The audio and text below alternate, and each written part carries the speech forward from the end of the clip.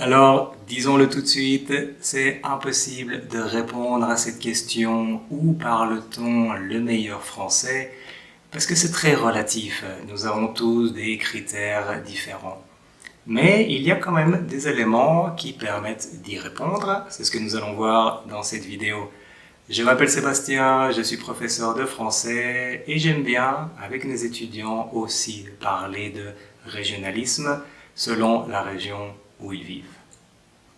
Alors, il est communément admis que le meilleur français se parle à Tours. C'est l'ancienne capitale du Royaume de France, une ville bourgeoise, mais surtout une ville littéraire.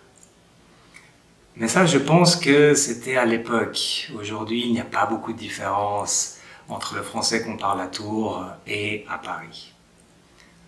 Donc, je te donne ma réponse totalement partiale. Je suis suisse, alors je te dis le meilleur français est en Suisse, plus particulièrement dans le canton de Vaud. En fait, cette vidéo ne devrait peut-être pas s'appeler « Où parle-t-on le meilleur français ?» mais plutôt « Quelle est la meilleure région pour apprendre et pratiquer le français ?» Alors déjà, ce que nous avons, ce sont des archaïsmes. En fait, ce sont des prononciations anciennes qu'on parlait à l'époque en France, mais qui a évolué.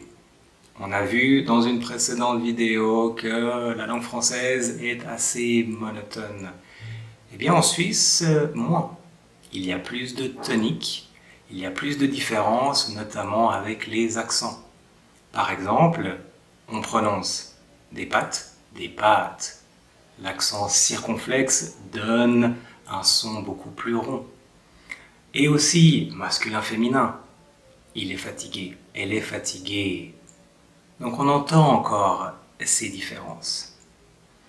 Alors, il y a des régionalismes, bien sûr, il y a des mots qui sont propres, typiques en Suisse, mais pas beaucoup non plus.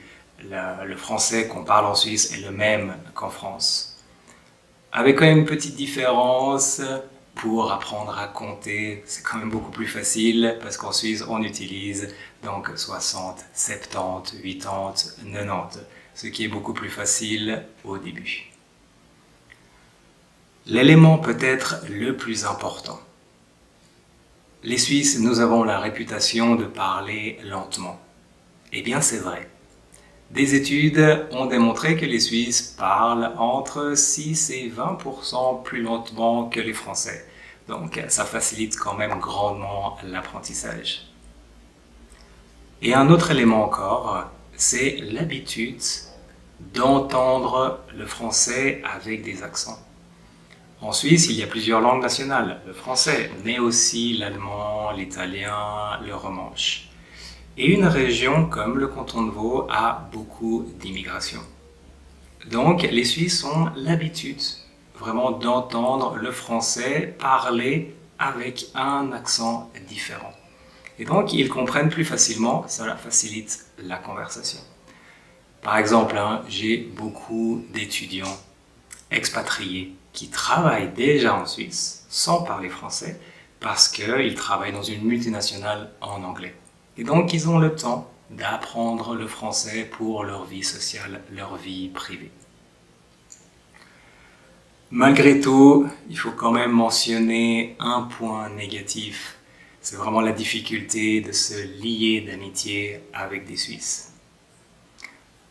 C'est long, c'est compliqué, et donc beaucoup de gens finalement ont la possibilité de pratiquer le français avec des collègues et des voisins, mais peut-être pas tellement avec des amis suisses pour pouvoir parler avec eux régulièrement. Malgré tout, voilà, ça c'est l'élément négatif.